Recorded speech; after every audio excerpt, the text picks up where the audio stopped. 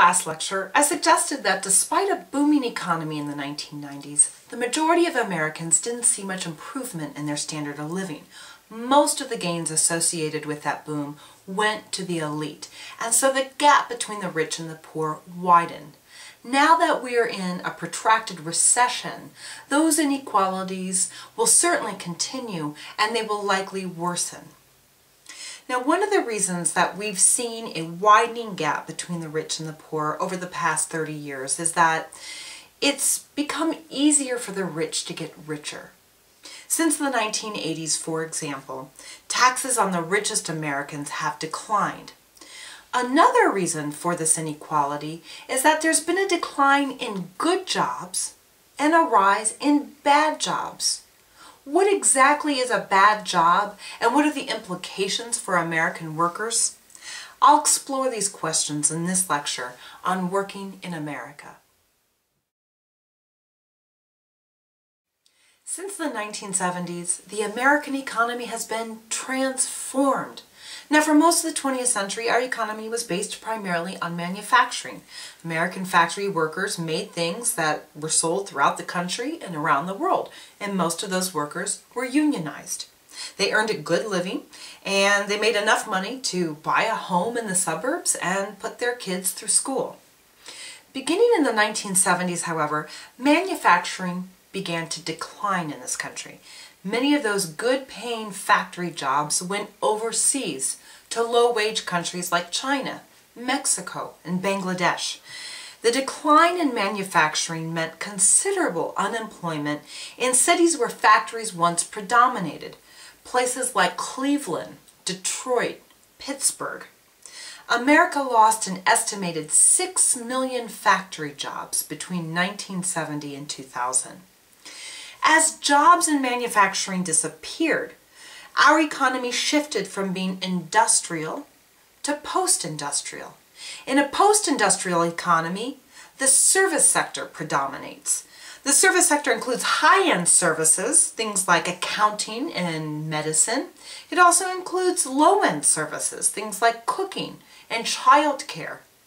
Now, the high-end service jobs pay really well, but they demand a really high level of education. The low-end service jobs don't require much in the way of education, but they don't pay very well either.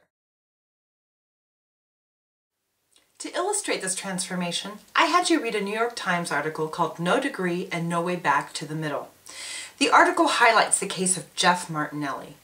Now, Martinelli had no college degree, but he had worked for 30 years at an aluminum plant, and his union job afforded him a modest but comfortable middle-class life.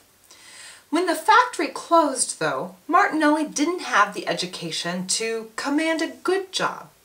He took a job in pest control, earning half of what he had earned in his union job, about $30,000 a year. In this case, Martinelli didn't just lose his job, he lost his middle-class standing, and his son Caleb found himself in a similar boat. At age 28, he had held 6 jobs since graduating high school, all low-paid and with few benefits. Catherine Newman, who was interviewed for the Bill Moyers clip you watched, highlights the plight of workers like Jeff and Caleb Martinelli. She calls them the missing class because they're largely ignored by policymakers. They earn about $20,000 to $40,000 a year, which, although low, is not technically below the poverty line, so they don't qualify for food stamps, Medicaid, or subsidized housing. Indeed, they're not technically poor, they're only near poor. By some estimates, some 25% of Americans live in near poverty. In the report, How Good is the Economy at Creating Good Jobs?, John Smith gets specific about what we mean by a good and a bad job. A good job, he argues, is one that pays at least $16 an hour, which equates to roughly $32,000 a year, provides health insurance, and offers a retirement job. Bad jobs are jobs that don't meet these 3 criteria. Schmidt finds that the proportion of workers in 1979 who had a good job was roughly the same as the proportion of workers who had good jobs in 2004, around 25%.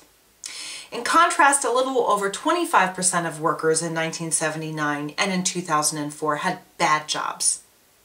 So, the proportion of workers in good and bad jobs hasn't really changed over the past 30 years. But here's the rub. The American workforce has become more educated and our economy has grown. So theoretically, this should produce more higher paying jobs, since the higher the level of education, the more salary we can command. If we were to control for education, in other words, if workers in the 1970s had the same level of education as workers today, we'd find that the economy actually produces 25 to 30% fewer good jobs than it did in the 1970s. Because a lack of education relegates workers like Jeff Martinelli to low-wage work, many people argue that low-wage workers should invest in an education. But this is problematic on a number of levels. First, it requires them to pay for tuition, which most low-wage workers can ill afford. Indeed, the costs of going to college have skyrocketed in the past 20 years. In addition, raising the level of education does nothing to change the fact that the majority of jobs created today are bad jobs, regardless of the education of the worker. So almost no social scientist would argue that education alone is going to fix the problems of the working poor.